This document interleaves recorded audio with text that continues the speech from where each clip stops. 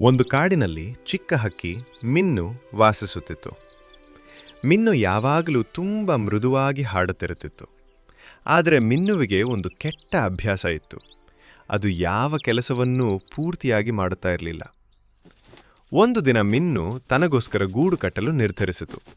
ಅದು ಕೆಲವು ಕಡ್ಡಿಗಳನ್ನು ತಂದು, ಇಷ್ಟು ಸಾಕು, ನಂತರ ನೋಡೋಣ ಎಂದು ಅರ್ಧದಲ್ಲಿ ಹಾಗೆ ಬಿಟ್ಟು ಹಾರಿ ಹೋಯಿತು. ಆ ಕಾಡಿನಲ್ಲಿ ಒಂದು ದೊಡ್ಡ ಮರ ಇತ್ತು. ಆ ಮರವು ಮಿನ್ನುಗೆ ಹೇಳಿತು, ಮಿನ್ನು, ಗೂಡನ್ನು ಸಂಪೂರ್ಣ ಮಾಡಬೇಕು, ಇಲ್ಲವಾದರೆ ನಿನಗೆ ಮುಂದೊಂದು ದಿನ ಕಷ್ಟವಾಗಬಹುದು. ಮಿನ್ನು ದೊಡ್ಡ ಮರದ ಮಾತು ಕೇಳಲಿಲ್ಲ. ಕೆಲವು ದಿನಗಳ ನಂತರ ಭಾರೀ ಮಳೆ ಬಂತು. ಗಾಳಿ ಜೋರಾಗಿ ಬೀಸಿತು.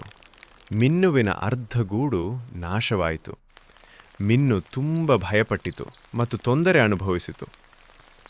ಮರುದಿನ ಮಿನ್ನುವಿಗೆ ದೊಡ್ಡ ಮರದ ಮಾತು ನೆನಪಾಯಿತು.